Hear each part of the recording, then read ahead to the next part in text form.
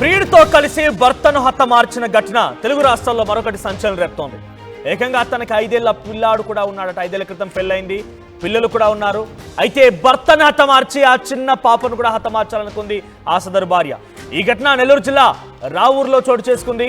భర్త శ్రీనివాస్ని భార్య ధనమ్మ పవన్ కళ్యాణ్తో కలిసి హతమార్చింది. అయితే 5 ఏళ్ల క్రితం శ్రీనివాస్తో ఇక్కడ కనిపించినటువంటి ఈ మహిళ ధనమ్మకి పెళ్ళైంది.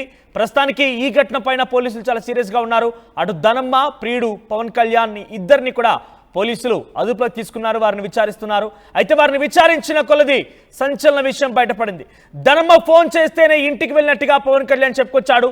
మద్యం మత్తులో ఉన్నటువంటి సీనయ్యను వైర్ని, ఒక ఎలక్ట్రిక్ వైర్ని గొంతుకు బిగించి చంపేశామని చెప్పి నిందితుడు ఒప్పుకున్నాడు. అరవకుండా నోట్లో గుడ్డలు కుక్కి కాళ్ళు చేతులు కట్టేశామని చెప్పి అటు పవన్ కళ్యాణ్ చెప్తూ ఉన్నాడు.